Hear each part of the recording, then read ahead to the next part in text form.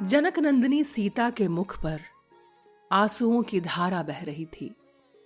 उन्होंने अपना मुख नीचे की ओर झुका लिया था।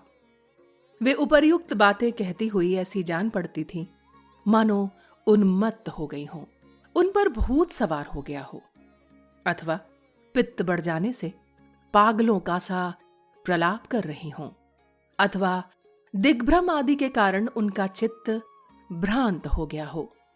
वे शोक मग्न हो धरती पर लौटती हुई बछेड़ी के समान पड़ी पड़ी छटपटा रही थी। उसी अवस्था में सरल हृदया सीता ने इस प्रकार विलाप करना आरंभ किया। हाय, इच्छानुसार रूप धारण करने वाले राक्षस मारीच के द्वारा जब रघुनाथ जी दूर हटा दिए गए और मेरी ओर से असावधान हो गए, उस अवस्था में रावण मुझ रोती चिल्लाती अबला को बलपूर्वक उठाकर यहां ले आया। अब मैं राक्षसियों के वश में पड़ी हूं और इनकी कठोर धमकियां सुनती एवं सहती हूं। ऐसी दशा में अत्यंत दुख से आर्त एवं चिंतित होकर मैं जीवित नहीं रह सकती। महारथी श्री राम के बिना राक्षसियों के बीच में रहकर मुझे न तो जीवन से कोई प्रयोजन है, न धन की आवश्यकता है, न आभूषणों से ही कोई काम है। अवश्य ही मेरा ये हृदय लोहे का बना हुआ है अथवा अजर अमर है, जिससे इस महान दुख में पड़कर भी ये फटता नहीं है। मैं बड़ी ही अनार्य और असती हूं। मुझे धिक्कार है जो उनसे अलग होकर मैं एक मुहूर्त भी इस पापी जीवन को धारण किए हूं। अब तो यह जीवन केवल दुख देने के लिए ही है। उस लोक निंदित निशाचर रावण को तो मैं बाएं पैर से भी नहीं छू सकती, फिर उसे चाहने की बात ही क्या है। वह राक्षस अपने क्रूर स्वभाव के कारण न तो मेरे इनकार पर ध्यान देता है, न अपने महत्व को समझता है और न ही अपने कुल की प्रतिष्ठा का ही विचार करता है। बारंबार मुझे प्राप्त करने की ही इच्छा करता है। राक्षसियों, तुम्हारे देर तक बकवाद करने से क्या लाभ। तुम मुझे छेदो, चीरो, टुकड़े टुकड़े कर डालो, आग में सेक दो अथवा सर्वथा जलाकर भस्म कर डालो, तो भी मैं रावण के पास नहीं भटक सकती। श्री रघुनाथ जी विश्वविख्यात ज्ञानी, कृतज्ञ, सदाचारी और परम दयालु हैं। तथापि मुझे संदेह हो रहा है कि कहीं वे मेरे भाग्य के नष्ट हो जाने से मेरे प्रति निर्दय तो नहीं हो गए। अन्यथा जिन्होंने जनस्थान में अकेले ही 14,000 राक्षसों को काल के गाल में डाल दिया, वे मेरे पास क्यों नहीं आ रहे हैं। इस अल्प बल वाले राक्षस रावण ने मुझे कैद कर रखा है।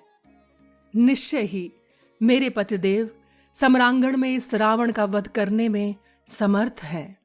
जिन श्री राम ने दंडकारण्य के भीतर राक्षस शिरोमणि विराट को युद्ध में मार डाला था, वे मेरी रक्षा करने के लिए यहां क्यों नहीं आ रहे हैं।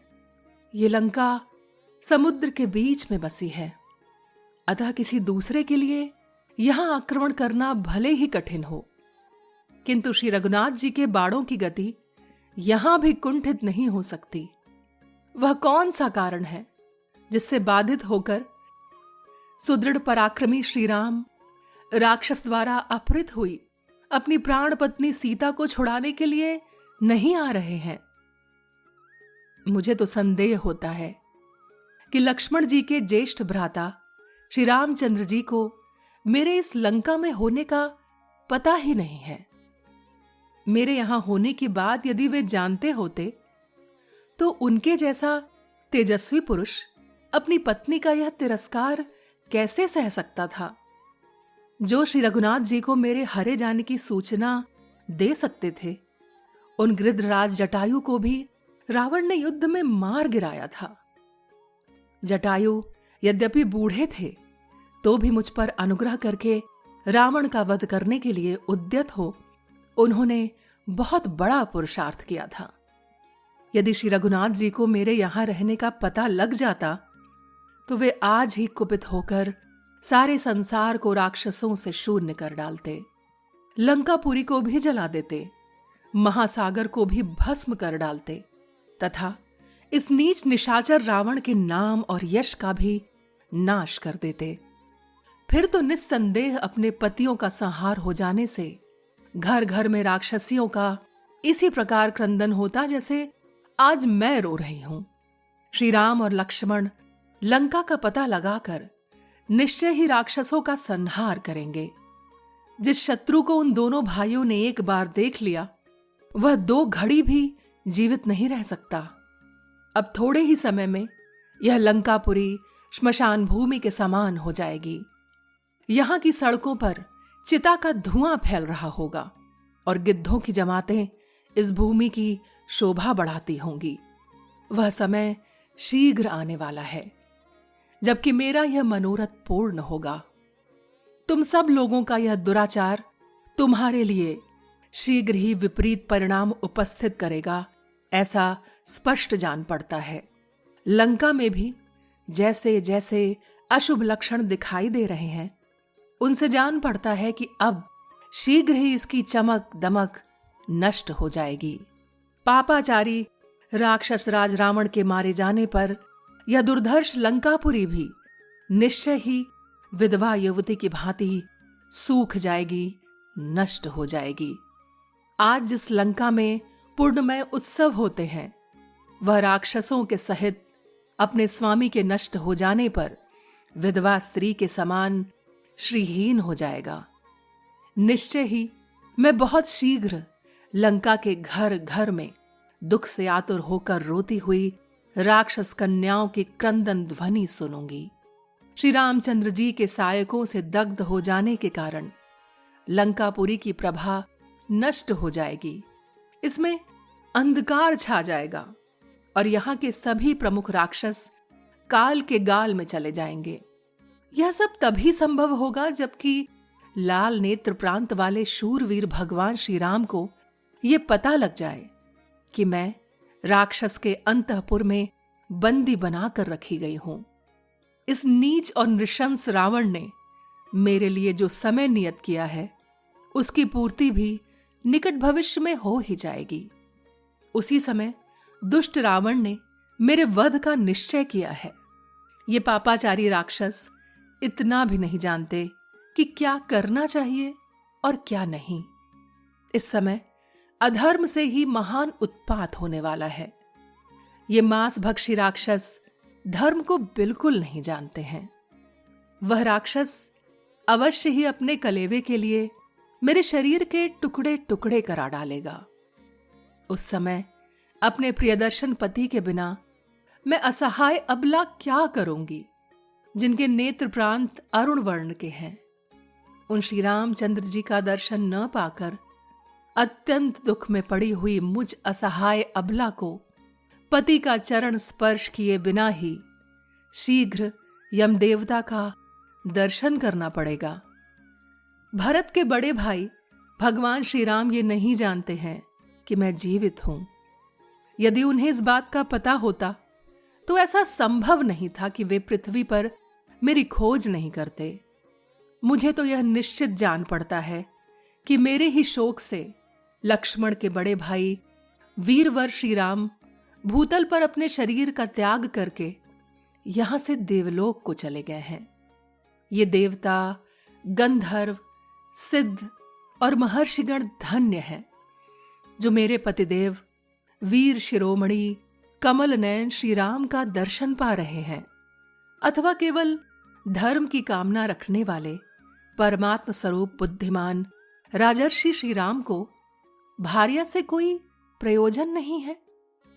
शायद इसीलिए वे मेरी सुध नहीं ले रहे हैं।